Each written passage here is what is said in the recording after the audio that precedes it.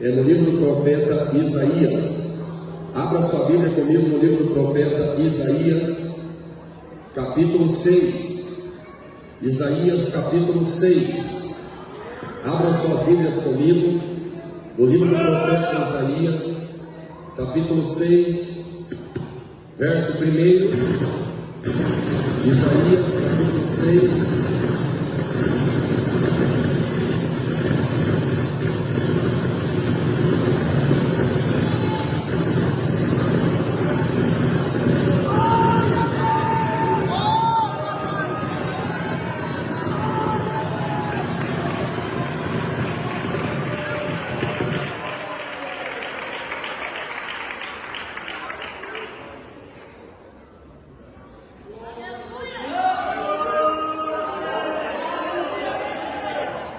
Glória a Deus. Isaías, capítulo 6. Abram suas Bíblias comigo em Isaías, profeta, capítulo 6, verso 1. Quem achou, diga amém. Isaías, capítulo 6, verso 1. Diz assim: no ano em que morreu o rei Uzias, eu vi ao Senhor assentado sobre um alto e sublime trono, e o seu séquito enchia o templo. Os serafins estavam acima dele, cada um tinha 6 asas, com 2 cobriam o rosto, e com 2 cobriam os pés, e com 2 voavam. E clamavam uns para os outros, dizendo: Santo, Santo, Santo é o Senhor dos exércitos, toda a terra está cheia da sua glória. E os umbrais das portas se moveram com a voz do que falava, e a casa se encheu de fumaça. Então disse eu: ai de mim, que vou perecendo, porque eu sou um homem de lábios impuros, e habito no meio de um povo de impuros lábios. E os meus olhos viram o Rei, o Senhor dos exércitos. Mas um dos serafins voou para mim, trazendo na mão uma brasa viva que tirara do altar com uma tenaz. E com ela tocou a minha boca e disse: eis que isto tocou os teus lábios, e a tua iniquidade foi tirada, e purificado o teu pecado. Depois disso ouvi a voz do Senhor que dizia: a quem enviarei, e quem há de ir por nós? Então disse eu: eis-me aqui, envia-me a mim. Levante a mão para o céu, diga comigo: meu Deus, nesta noite fala comigo através da tua palavra. O homem não é nada, não é ninguém, mas a tua palavra é fiel. Fala comigo, em nome de Jesus. Amém. Pode assentar e pode louvar a Deus com uma salva de palmas bem forte, bem alegre. Palmas para Jesus. Glória a Deus. A glória revelada. A glória revelada. Meus queridos, vocês podem ter toda a absoluta certeza que o circuito de palestras, seminários e até mesmo encontros temáticos dos assuntos bíblicos mais profundos, com os professores mais bem preparados e com os alunos mais bem motivados, não produzirá o efeito de revelação de quando a glória de Deus está presente no lugar. Quando a glória de Deus está em algum lugar, dispensa-se o teólogo, o hermeneuta, o exegeta, o doutor, o sábio, o poliglota, porque a glória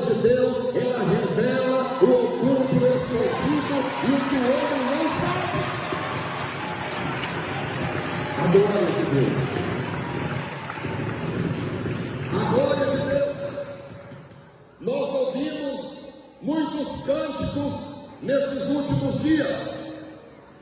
Muitos louvores dos jovens, das crianças, dos adolescentes, dos adultos e dos idosos em geral, falando da glória de Deus. Na verdade, a glória de Deus precisa ser falada, porque Isaías, o profeta, já disse que o conhecimento do Senhor, que a glória do Senhor enche a terra. Então, se a glória enche a terra, é necessário que a terra conheça, é necessário que os homens conheçam, é necessário que os sábios, os ignorantes, os doutores, os leigos, os crentes, os católicos, os macumbeiros, os maçons, os umbandistas, os políticos, os empresários, todo mundo saiba que existe um Deus que tem a sua glória. É necessário tudo isso.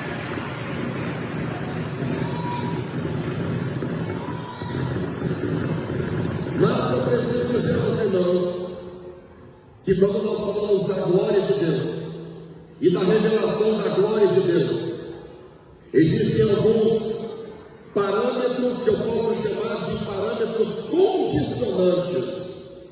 A glória de Deus é a manifestação dela, é uma manifestação condicional, é uma manifestação condicional. A glória de Deus, ela levanta o homem. A glória de Deus, ela alegra o homem. A glória de Deus, ela traz lágrimas de alegria dentro da igreja. A glória de Deus desperta quem está dormindo. A glória de Deus levanta o paralítico. A glória de Deus ressuscita o morto. A glória de Deus liberta o presidiário das algemas. A glória de Deus, ela faz coisas que ninguém pode fazer.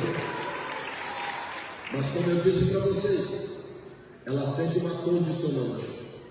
A glória de Deus, quando ela desce no ambiente impróprio, a glória de Deus, quando ela se manifesta em nossa vida, e nós não estamos adequados ao que Deus quer, ao critério que Deus estabelece, não se assuste com o que eu vou falar aqui agora, mas a glória de Deus, ela também mata. Parece estranho nós falamos uma palavra tão pesada dessa quando os direitos humanos já fincaram suas estacas dentro das igrejas, fincaram suas estacas nas novelas, fincaram suas estacas nos seriados, nas redes sociais, através do cyberbullying, onde você não pode mais falar verdades eternas, você não pode falar do rigor, da dureza e da seriedade de Deus, mas a mesma glória que levanta, ela bate, a mesma glória que cura, ela mata, a mesma glória que levanta, que desperta, ela coloca por terra. A glória de Deus é muito séria, é muito séria. Por que eu estou falando isso? Porque Isaías teve uma revelação de Deus no ano que morreu o rei Uzias. Ele teve uma revelação de Deus. Na verdade, foi uma revelação com 4 aspectos de revelação. Isaías teve uma visão da glória de Deus. E quando a glória de Deus se manifestou, ele conseguiu contemplar 4 aspectos da glória de Deus. 4 revelações que ele teve. A primeira revelação que ele teve foi a revelação da grandeza de Deus. A segunda revelação que ele teve foi a revelação da santidade de Deus. A terceira revelação que ele teve foi a revelação da miséria humana. E a quarta revelação foi a revelação que mesmo o ser humano sendo miserável, mesmo Deus sendo grande, poderoso e santo, Deus ainda está preocupado em santificar o ser humano caído e colocar de pé na presença de Deus. 4 aspectos da revelação da glória de Deus.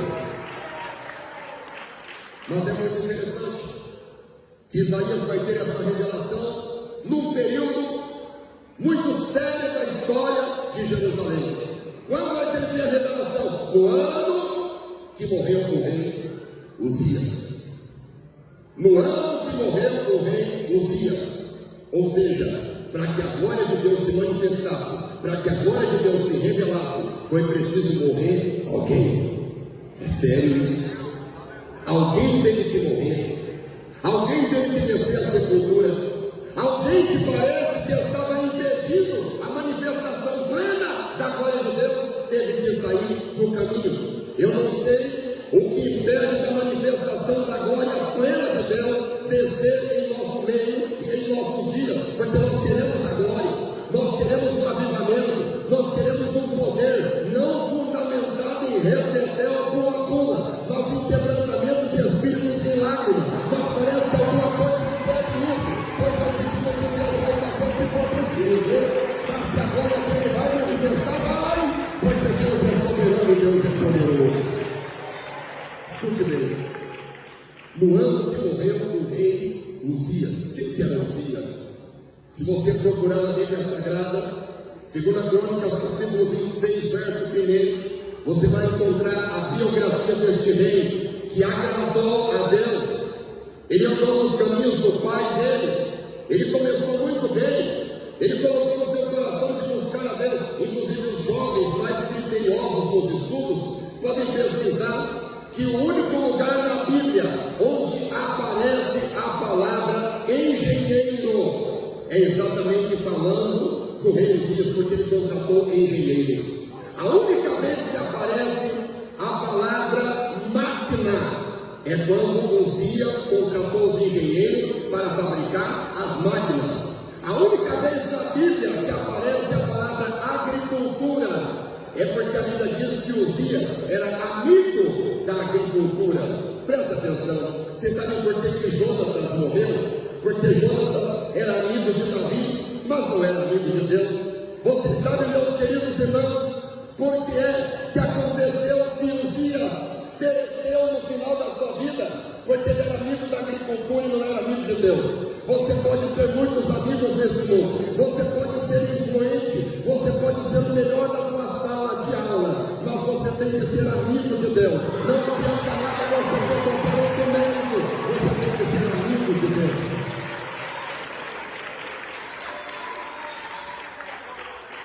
Uzias começou muito bem, até que o seu coração, eu acho muito triste algumas partes da Bíblia que diz, mas, está indo tudo tão bem daqui a pouco, mas, porém, no entanto, todavia, é muito trágico isso. Por que não continua tudo igual? Por que sempre tem que ter esse elemento de coesão, mas, a Bíblia diz que ele estava indo muito bem, mas, seu coração se exaltou, ele se orgulhou por causa do seu sucesso, por causa do seu progresso, e como ele se orgulhou, vocês sabem o que ele fez? Ele entrou no lugar que só o sacerdote podia entrar, pegou na sua mão um incensário, e com aquele incensário na sua mão, ele inventou de queimar incenso a Deus. Preste atenção. No templo existiam dois altares. Um era o altar de bronze, que era o altar de sacrifício das vítimas, carneiro, cordeiro, bode expiatório, um casal de pombinhos. Mas existia também o altar mais sagrado, que não era de bronze ou de cobre, era de ouro. E nesse altar, era um altar que tinha 1 metro por 1 metro, parecia esse púlpito aqui. Só a base dele não era inclinada, a base dele era reta, ele era revestido de ouro por fora. E quem podia ter acesso a este altar, chamado altar de incenso, era só o sacerdote. Não era o rei, não era um deputado, não era um presidente, não era um levita, não era um sátrapa, não era um metileu. Não, somente sacerdote habilitado e passava por um treinamento criterioso para poder entrar naquele lugar para queimar incenso ao Senhor. Você, para ter uma ideia do nível moral e espiritual de quem podia queimar incenso, era o pai de João Batista, Zacarias. Ele era da turma de Abias, descendente da casa de Levi, um homem com uma reputação ilibada, um santo homem de Deus, guardador da lei de Deus. Então não era de qualquer maneira. Mas Uzias, ele colocou a mão certamente no seu colarinho e disse: eu sou o rei, e todas as prerrogativas estão debaixo do meu poder, e eu posso, eu faço, eu aconteço, e eu vou chegar no altar de incenso, vou oferecer a Deus, e Deus vai receber, ponto final, para todo mundo saber que eu sou rei. Se eu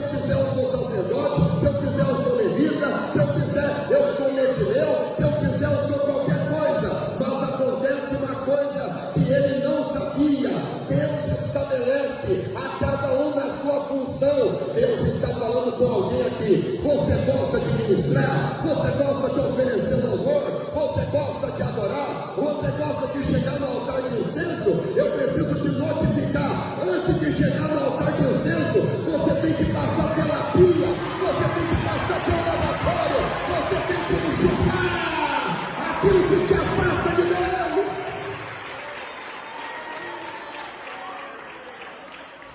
Ele vai entrando como se ele fosse o maioral. Ele não passa pelo lavatório, ele não passa, pastor, para se lavar os pés, para lavar as mãos. Ele não passa pelo processo da santificação, da purificação, da limpeza. Ele já chega direto no altar. E quando ele chega no altar para oferecer incenso na presença de Deus, a Bíblia Sagrada mostra que o sacerdote Azarias, com mais 80 homens corajosos, que eram todos sacerdotes, disseram para ele: aqui você não pode entrar, você é rei, nós te respeitamos como rei, mas você não pode fazer o que você está querendo fazer aqui agora.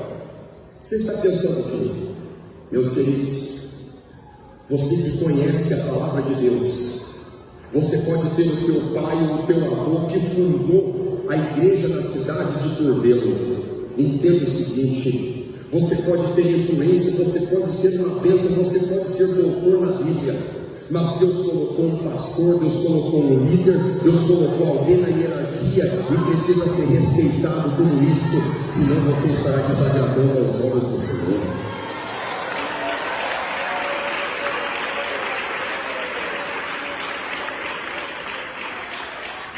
Mas eu sou o rei. Não, mas o Senhor não pode fazer isso. Que quem pode fazer isso é somente os levitas. E esses levitas não podem somente ser levitas, eles têm que ser sacerdotes. E esses sacerdotes não podem somente ser sacerdotes, tem que ser sacerdote ordenado. E esse sacerdote ordenado não pode ser de outra casa, não ser da casa de Levi. E tem que ser selecionado a dentro. Ou não, não é assim não. É assim sim. Não é assim. Eu vou continuar queimando incenso. Eu vou continuar. Tem gente que continua. Tem gente que quer continuar acendendo incenso na presença de Deus. Está no namoro escandaloso, está na bagunça, está na pornografia, está assistindo que não presta na internet, está falando mal do outro, está usando mini saia, está pecando contra Deus com os olhos, com a língua e com o coração, e ela quer acender o incenso de Deus.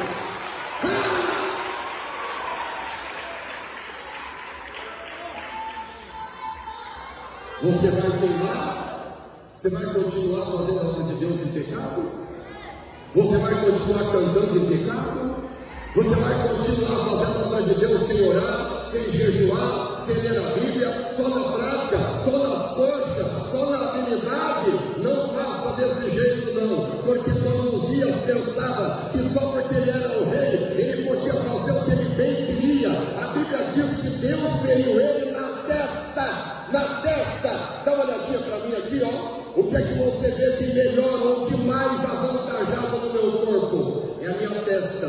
Falta cabelo por aqui, não é assim? Se brilhar uma luz para cá, vai ver um resplendor extraordinário. É a testa do Milton Neves. Mas a minha testa é um tipo de outdoor, é um tipo de uma placa gigante de propaganda. E a testa é um lugar que as pessoas vão olhar e vão ver você, vão ver a tua expressão, vão ver o teu rosto. É pela testa. E quando Uzias pensava que ele podia fazer o que ele bem queria, Deus feriu ele de lepra e foi na testa. Sabe o que é na testa? É o pecado que está escondido, que a mulher não sabe, o esposo não sabe, o pastor não sabe, mas Deus revela para todo mundo ver que ele é o dono da obra.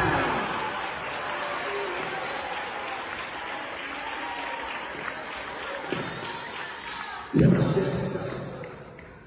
É para não ter como esconder. Meu Deus, o que aconteceu com ele? Ele era uma bênção. E Deus lá do céu dizendo: eu é que conheço ele. Meu Deus, mas ela era uma bênção. Era tão sincera, tão abençoada, tão bonitinha. Pois é. E Deus lá do céu dizendo: eu conheço o histórico dela. Eu conheço a vida dela. Eu conheço a vida dele. Não adianta na igreja nós sermos uma coisa, na frente do nosso pastor, na frente da diretoria da igreja, ou na frente até mesmo dos nossos pais, ou na frente daqueles que nós respeitamos, nós temos uma coisa: o nosso Deus tem que ser servido full time, em todo o tempo. Você quer ser levita? Você quer estar na frente do altar do incenso? Então ande em santidade, senão vai ter ferida na testa mesmo.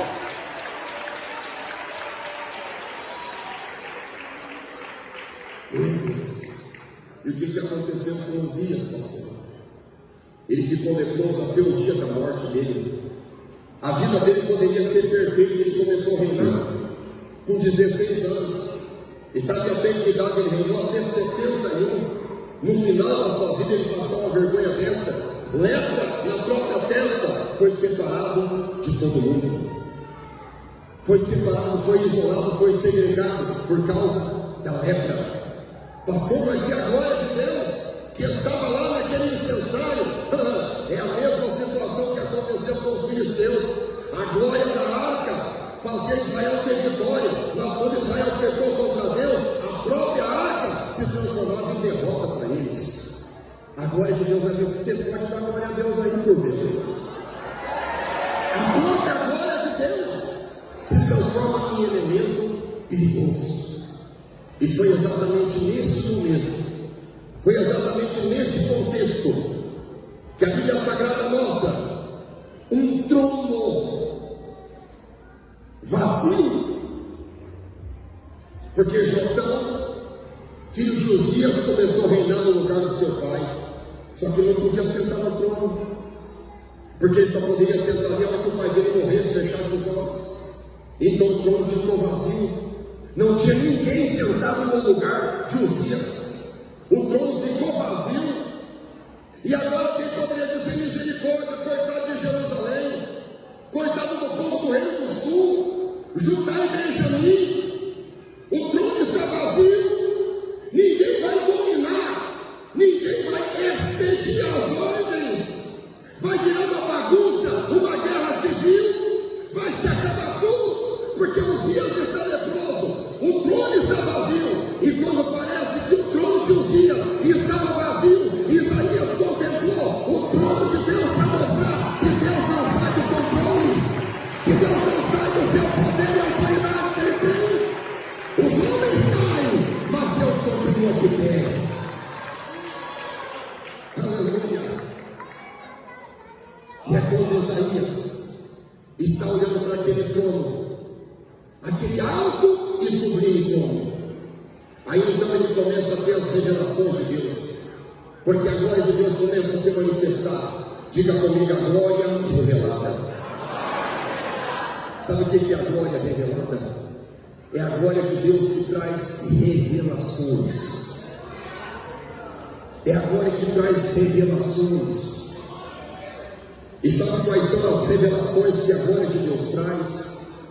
No caso de Isaías, a primeira revelação que Deus traz para Isaías é a revelação do poder de Deus. Diga comigo: o poder de Deus. A revelação do poder de Deus, Isaías, quando ele contempla a glória de Deus, ele tem uma revelação do poder de Deus. O poder de Deus. Você sabe o que é o poder de Deus? O poder de Deus é a autoridade que ele tem.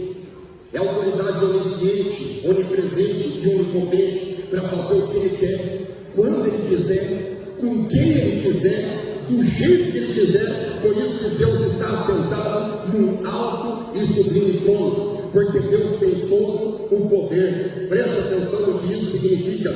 Significa, meu querido irmão, que nós podemos brincar com os homens, nós podemos brincar com os mestres, com os chefes, nós podemos fazer muitas coisas desagradáveis entre as pessoas, mas quando o assunto é com Deus, aí a coisa fica mais séria, porque entre os homens nós temos apelação para os tribunais, entre os homens nós podemos apelar para a polícia, ou para o poder público, ou para algum mediador, para nos proteger da ira, da fúria ou das retaliações, mas quando se mexe com Deus, não tem ninguém para nos tirar da mão dele. É por isso que nós temos que respeitar este Deus, porque ele tem todo o poder do céu e da terra. Isaías tem essa revelação de um Deus que tem poder. Essa é a primeira revelação do poder de Deus. Mas quando nós falamos da revelação do poder de Deus, eu quero falar para alguém aqui que tem procurado ser fiel. Tem alguém aqui nessa noite escutando essa palavra que você tem lutado para ser fiel. Você tem lutado para andar na palavra de Deus, você tem orado, você tem jejuado, você tem procurado se santificar, tem procurado guardar a sã doutrina que o Senhor te ensinou. No entanto, você é perseguido em casa, é perseguido na faculdade, é perseguido no trabalho e às vezes é perseguido até na igreja. Eu trago esta palavra para você para dizer que Isaías viu Deus assentado no alto e sublime trono. E sabe o que isso significa? Que apesar de qualquer perseguição que vier contra a tua vida, se você é um crente fiel, obediente à palavra de Deus, ninguém é maior de Deus que está sentado no trono. Ele é poderoso para te livrar, Ele é poderoso para te guardar, Ele é poderoso para te proteger das retaliações humanas. Deus é poderoso. Muitas pessoas estão preocupadas com a monkeypox, que é a varíola do macaco, outros preocupados com a pandemia do Covid-19, outros preocupados com a guerra da Ucrânia, até com a terceira guerra mundial que já começou, outros estão preocupados com a economia, outros preocupados com a ascensão do comunismo se espalhando por toda a América Latina, Central, América do Norte e do Sul, outros estão preocupados com as ameaças da troca de poder que pode existir no Brasil. Presta atenção, a Bíblia Sagrada diz algo que eu vou repetir aqui agora. Uma coisa disse Deus, 2 vezes eu ouvi: o Deus que te guardou na pandemia, o Deus que te protegeu do desemprego, o Deus que mandou recurso para você todo este tempo, Ele ainda está no trono, e Ele tem todo o poder, Ele vai continuar te dando suporte, sustentação, apoio, e vai continuar te guardando de todo mal. Revelação do poder de Deus. Revelação do poder de Deus. A primeira revelação que Isaías tem é uma revelação de quando Deus é poderoso. Se você de fato soubesse o tamanho do poder que o teu Deus tem, você não teria medo de nada nessa terra. Se você soubesse o tamanho do Deus que você tem, você já estaria dando glória a Deus com mais intensidade que nessa noite. Você já estaria dando lugar para o Espírito Santo te encher de poder aqui nessa noite. Você já estaria falando na língua dos anjos aqui nessa noite. Porque Deus tem poder, mas Ele quer derramar poder sobre a igreja. Receba o poder de Deus na tua vida e agora. Receba o poder de Deus aí agora. Receba a revelação do poder do Espírito Santo na sua vida. Glória a Deus. Mas eu preciso fazer uma observação. Prosseguindo na mensagem, eu preciso fazer uma observação. E essa observação é a seguinte: dos anos 70 até hoje, nós estamos cantando, pregando e falando bastante do poder de Deus. E algumas vezes nós falamos da outra revelação que Isaías tem, que ele teve, mas a gente fala de uma forma tão ampla, tão genérica, que parece que pode ser relativizada e chega ao ponto até da gente pensar que não é tão séria assim. A segunda revelação de Isaías é uma revelação da santidade de Deus. É impossível Deus estar dentro de um ambiente, é impossível Deus estar dentro de uma casa, é impossível Deus estar dentro de uma igreja, é impossível Deus estar dentro de um crente. E esse crente, esta igreja, este ambiente não está santificado. É impossível. Porque a própria presença de Deus já santifica o ambiente. A própria presença de Deus já santifica a vida do cidadão.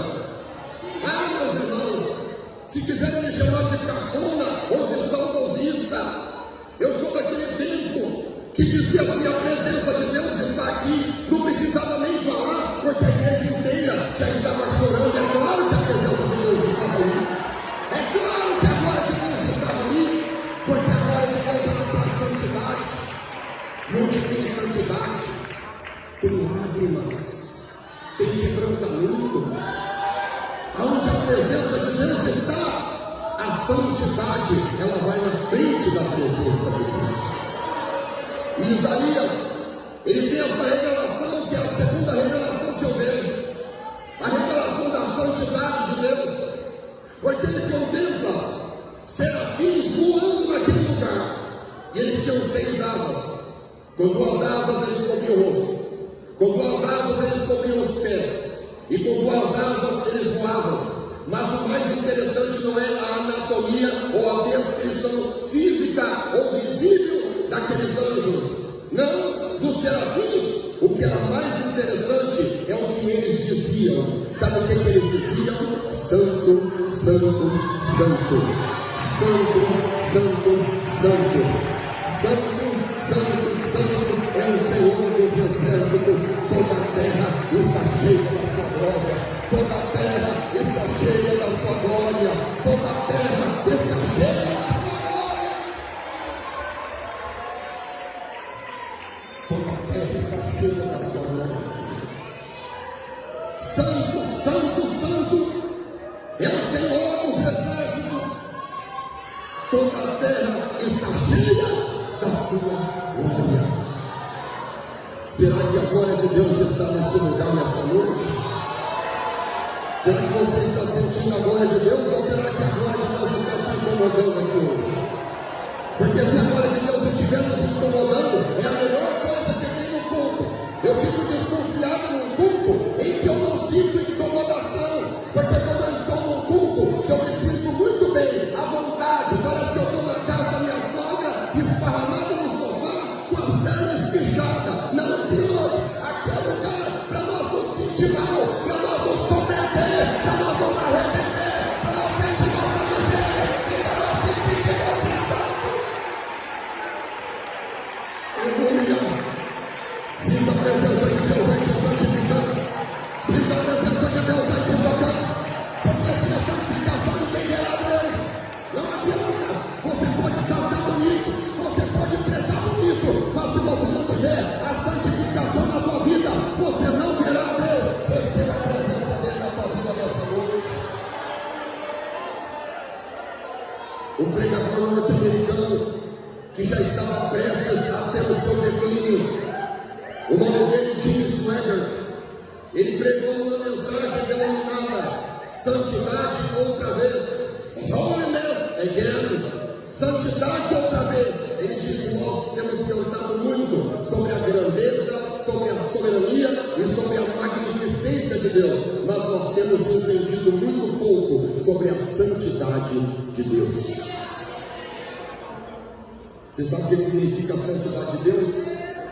Significa mais ou menos assim: se Deus de fato está entre nós, entenda aqui para mim, se Deus está entre nós de verdade, e Ele é santo demais, sabe o que Ele tem que fazer? Ele tem que abrir mão da santidade dele e dizer assim: a partir de agora eu não sou mais santo, a partir de agora eu sou profano, senão eu não vou conseguir me misturar com o outro.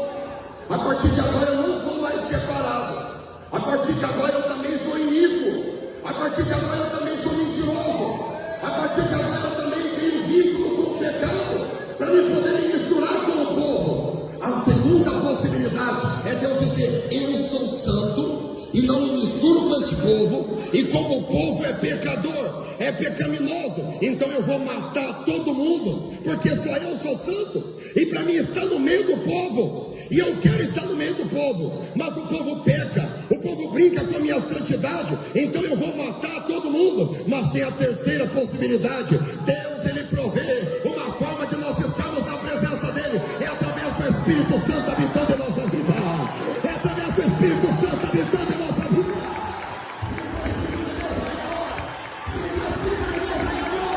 Se Deus te tocando aí,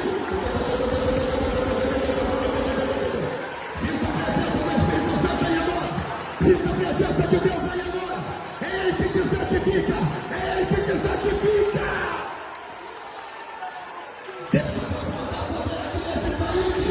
Deixa Deus mandar poder aqui nesse lugar, deixa Deus mandar a sua glória.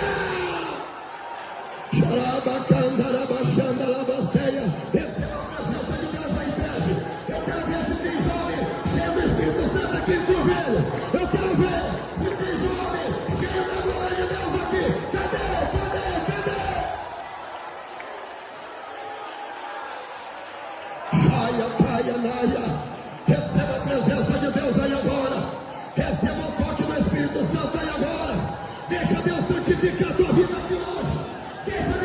edificar a tua vida.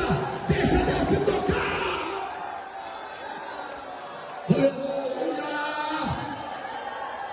Aleluia!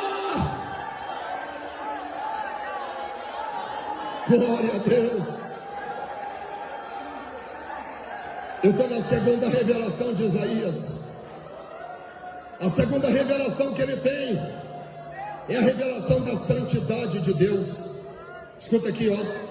Deixa eu falar só mais um pouquinho nesse ponto. Quando a gente tem uma revelação da santidade de Deus, a gente passa a respeitar a casa de Deus. A gente não tem coragem nem de colar chicletes debaixo do banco. A gente não tem nem coragem de entrar dentro da igreja, ir no banheiro da igreja, fazer bolinha de papel higiênico e colar em cima do teto. A gente não tem nem coragem de falar mal do nosso irmão dentro da igreja, muito menos falar mal do pastor, fazer fofoquinha. Nós não temos coragem de fazer nada que desagrada ao Senhor dentro da igreja. Meus irmãos, havia um tempo que as mulheres iam para a igreja com roupa indecente. Sabe o que o padre fazia? O padre pedia licença e algumas freiras auxiliares colocavam um pano em cima da perna das moças, das mulheres, e dizia: a senhora está em falta com a sua compostura. O cidadão, quando ia na missa sem camisa, ele não podia entrar. Ou ele ia de shorts, ele não podia entrar não. Os próprios padres tomavam conta e tomavam frente e diziam: não, aqui não. Se você quiser entrar aqui, você tem que entrar com ordem e decência. Hoje eu me dirijo aos crentes. Eu falo isso em Belo Horizonte, eu falo isso em Curitiba, eu falo isso onde eu for chamado. Hoje está um verdadeiro escândalo dentro das igrejas brasileiras.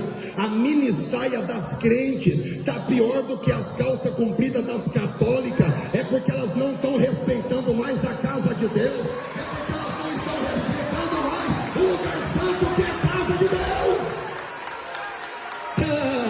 Dá glória a Deus se você pode aí. Dá glória a Deus aí.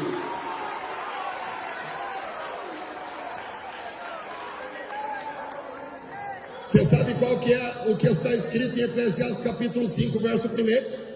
Guarda o teu pé quando entrares na casa do Senhor. Guarda o teu pé.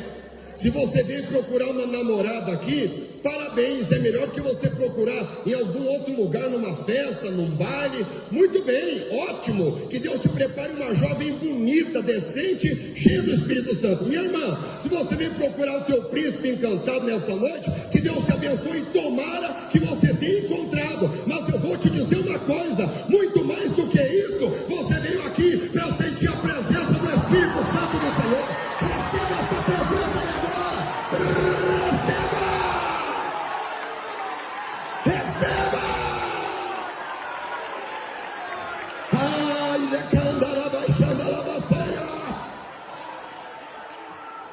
revelação da santidade de Deus.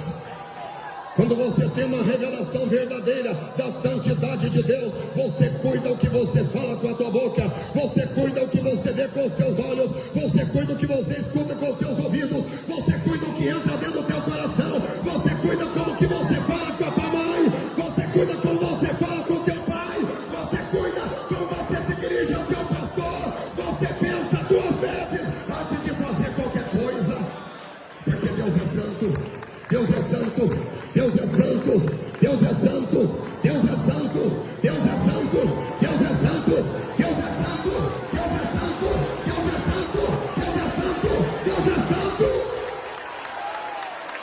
Deus é santo.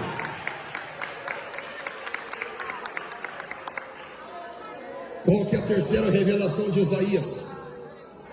Se Deus é tão santo do jeito que Ele é, porque hoje tem um evangelho fajuta, mais barato do que R$1,99, que é um evangelho que preconiza que Deus abriu mão da sua santidade e Ele faz uma arrebentona para tudo quanto é coisa entrar no céu. É jararaca, é cascavel, é escorpião, é jiboia, é tudo quanto é satanás. É o tipo da doutrina universalista que bem conversadinho, até Adolf Hitler entra lá no céu, até o satanás entra. Deixa eu falar uma coisa aqui, Curvelo. Eu sei que vocês já sabem disso, porque o pastor de vocês prega, mas se você quiser entrar no céu, é igual você vocês já estão cansados de saber, para entrar no céu, Deus é santo, santo, santo, e para entrar lá, tem que ser santo também, senão não entra.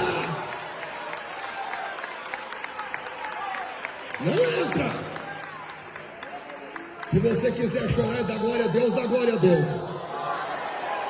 Se você quiser ficar com os olhos secos, olhando para mim, me copiando, desejando que eu termine a mensagem logo, eu vou pregar do mesmo jeito. Eu vou falar o que Deus está mandando do mesmo tamanho. A terceira revelação de Isaías, quando ele contempla a santidade de Deus, ele tem uma terceira revelação. Se você ler o capítulo 5, você vai ver Isaías dizendo: ai do fulano, ai do ciclano, ai do beltrano, ai do sacerdote, ai do pastor, ai do judeu banqueiro que pratica usura para enriquecer ilicitamente, ai daquele que defrauda a viúva e o órfão, ai daquele que chama o bem ao mal e o que chama o mal ao bem, ai desse, ai daquele. Se você procurar no capítulo 5, são 7 ais, que ele dá uma olhadinha e começa a apontar para esse, para aquele, para aquele, para aquele, para aquele.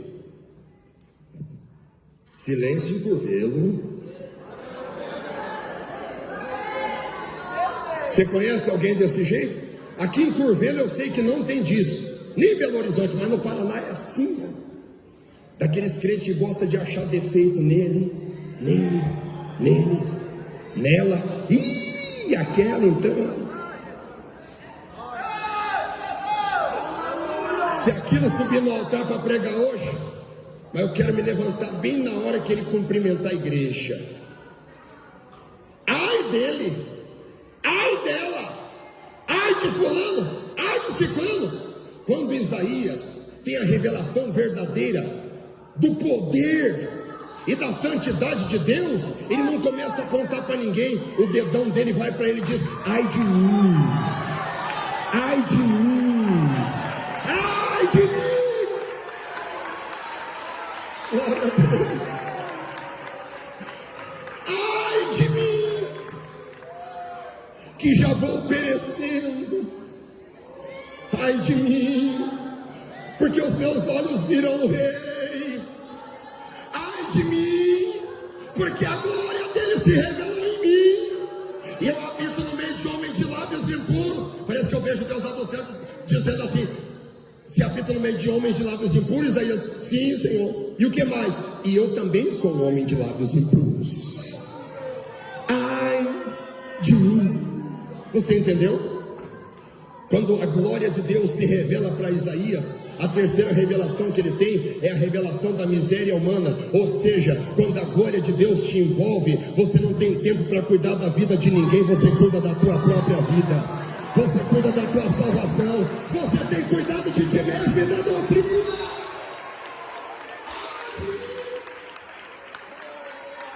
Ai de mim. Você já viu aquele ditado que Deus deu a vida para todo mundo, para cada um cuidar da sua? Dá uma glória a Deus aí, Curvelo. Deus está mandando acabar a fofoquinha, o disse-me disse, o aponta, aponta. Não se esqueça que quando Deus te arrancou do mundo de pecado, você estava tão pobre quanto eu, quanto qualquer outro que está aqui nesta noite. Jesus foi lá, te puxou, te lavou, te enxagou, te resgatou, te secou e te colocou para sentar com os príncipes, não para você ser juiz, mas para você ter cuidado de ti mesmo.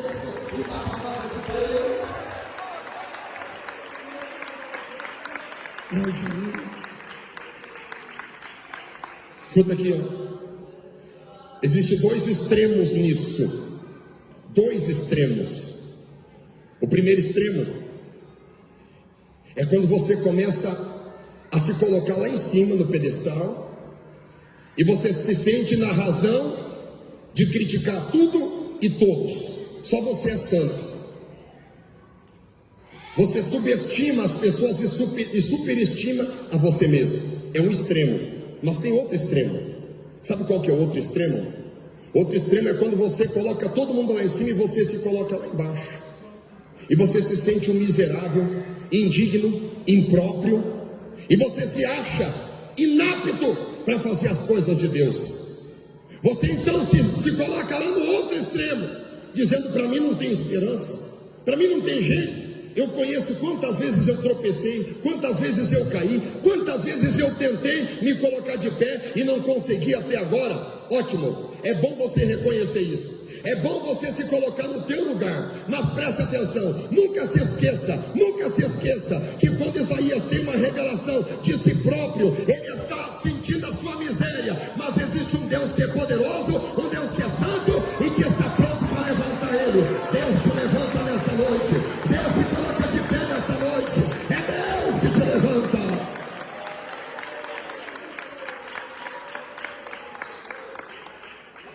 A primeira revelação qual é?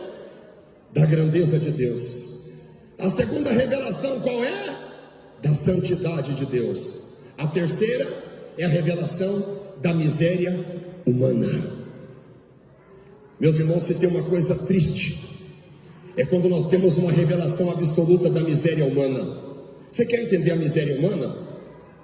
É só você pegar um BMW 2023, que nem foi lançado ainda, o BMW mais completo que existe na categoria mais avantajada, só para poderoso, e você entra dentro de um carrão daquele, e daí você se perde numa curva a 240 por hora. Você sabe o que acontece? Você vai dar trabalho para os peritos do IML, seja o mais poderoso, o mais rico que tiver. Quando tem um encontro com a glória de Deus, ele reconhece a miséria humana. Nós, diante de Deus, nós não somos nada. E quando nós temos esse tipo de revelação, é o próprio Deus que faz essa revelação para nós não ficar com o nariz empinado, para nós não ficar dando uma de otal, para nós não pensar que a igreja é uma passarela para andar se desfilando, chamando a atenção de quem não deve, para nós tirar aquele topete do orgulho e da exaltação, da soberba, para nós entender que nós somos humus, nós somos terra, nós somos pó, nós não somos nada. Quem é grande é somente Deus. Revelação da miséria humana. Só que quando a gente tem a revelação da miséria humana, muitas pessoas têm esse tipo de revelação. Eu já tive. Quando eu tinha meus 20 anos, antes de eu conhecer minha esposa, eu estava lendo só Machado de Assis, Memórias Póstumas de Brás Cubas, Quincas Borba, A Mão e a Luva, Esaú e Jacó, e é realismo, naturalismo. Só fala da miséria humana, só fala de desgraça, de traição, só fala de prejuízo, só fala de tribulação. Você lê um livro daquele, se você lê o segundo ou terceiro ou quarto livro de Machado de Assis, pode procurar um psiquiatra que você está doente mental, pode ir, pois eu estava doente mental. E é isso que acontece quando você reconhece a miséria humana. Qual que é o próximo passo depois que você reconhece a miséria humana? Se você não tem Deus, você entra em depressão. E agora Isaías bate no peito dizendo: ai de mim, que sou um homem de lábios impuros, e habito no meio de homens de lábios impuros. E quando ele está dizendo isso, os meus olhos viram rei. Ai de mim, eu vou morrer. O que será de mim? Ele está angustiado por causa da glória, por causa da santidade de Deus. Quando nós falamos da santidade de Deus, meus irmãos, não é só para a gente cantar bonito e fazer a voz tremer com aqueles melismas. Quando a gente fala da santidade de Deus, não é só para a gente ficar para lá e para cá, como se nós estivéssemos dançando músicas psicodélicas. Quando nós falamos da santidade de Deus, não é simplesmente para nós chamarmos a atenção de alguém. Olha como nós cantamos bonito. Quando nós falamos da santidade de Deus, é muito perigoso, porque o Deus que dá vida é o mesmo Deus que mata. Quando nós estamos fora dos parâmetros dele, é muito sério. E agora Isaías está tendo um choque de realidade. Eu sei que tem alguém escutando aqui agora, talvez está desviado do evangelho e está sentindo um choque de realidade. É com você mesmo que Deus está falando aqui hoje. Ou algum crente que o seu coração já está se sentindo apaixonado pelas campinas verdejantes do Jordão. Cuidado, porque Sodoma e Gomorra vai ser destruído. Volte para Jesus e para a santidade dele nessa noite. Quando ele tem uma revelação da miséria humana, aí surge o golpe fatal da quarta revelação. Sabe qual que é a quarta revelação? A revelação da santificação. Sabe como é que acontece essa revelação? Quando Isaías está todo triste, eu imagino aquele pensador grego que está com uma perna levantada, a mão no queixo, pensativo, preocupado, pensando, meditando, imaginando a vida, as diatribes de ser um ser humano. E daí daqui a pouco, quando Isaías está na sua miséria profunda, no seu estado pleno de reconhecimento de culpa e de desprezo, a Bíblia mostra que o anjo pega uma tenaz. Você sabe o que é uma tenaz? É igual uma tesoura usada na metalúrgica para apanhar peças quentes da siderúrgica, da metalúrgica. É igual uma tesoura. O anjo pega uma brasa viva do altar e toca nos lábios de Isaías e diz para ele: a partir de hoje o teu pecado foi purificado, a tua iniquidade se passou de ti. É a quarta revelação, é a santificação de Deus. Receba Deus te santificando agora, receba a presença de Deus aí agora. Deus te chamou para santificação, receba a presença de Deus na tua vida. Fica de pé adorando, fica de pé adorando. Vamos ver se Deus está aqui mesmo, vamos ver se a glória de Deus está aqui mesmo. Se a glória de Deus está aqui, vai descer fogo aqui agora. Oh, glória, a glória de Deus está aqui sim. A glória de Deus está aqui sim. Receba ele aí agora. Da glória, da glória. Levanta a voz, levanta a voz. Xarabacanda, labaxanda, labasteia. Receba a presença de Deus aí agora. Receba a presença de Deus aí agora. Receba a presença de Deus aí agora. Receba a santificação que vem de Deus. Receba a santificação que vem de Deus. Receba, receba, receba. Glória, glória, glória. Cadê os jovens que querem receber poder de Deus? Cadê os jovens? Cadê os crentes que querem ser cheios de Deus aqui hoje? Receba a presença de Deus aí agora. Oh glória, oh glória, oh glória.